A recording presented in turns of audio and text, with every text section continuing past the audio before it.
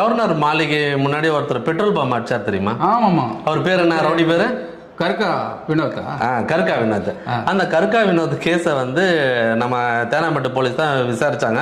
விசாரிச்சுட்டு இருக்கும்போது இல்ல இதுல வந்து பெரிய சதியெல்லாம் இருக்குன்னு பாஜக தரப்புல குற்றச்சாட்டு வைக்கப்பட்டு இது வந்து அச்சுறுத்தலா இருக்கு, பிரபகாண்டம் பண்ணி பெருசா சொன்னாங்கல்ல. அந்த கேஸை இம்மிடியேட்டா என்ன பண்ணா என்ஐஏ எடுத்துக்கிட்டாங்க. எடுத்துட்டு இந்த கேஸை வந்து விசாரிச்சாங்க. அமைப்பு எடுத்துட்டாங்க.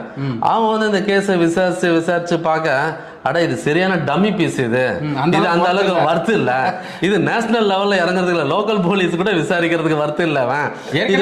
நாம் தமிழர் பிரச்சனைகள் கூட தேசிய என்ஐஏ வந்து முடிஞ்சு அவங்களும் இந்த மாதிரி தான் புஷ் ஆச்சு. ஆமா, அவங்க பாவம் சாப்பாட்டுக்கு வழி இல்லாத அந்த மாதிரி தான் இது. அதாவது வந்து ஓபன் ஷட்டர் கேஸ்ன்னு சொல்லுவாங்க. அதாவது திறந்த உடனே மூடுற கேஸ் இது சொல்லி விட்டுட்டு இருக்காங்க. பட் இருந்தாலும் என்ஐஏக்குன்னு ஒரு மாசு இருக்கு, கெத்து இருக்கு. Open shutter case. Open shutter கேஸ்னா திறந்த உடனே கதவை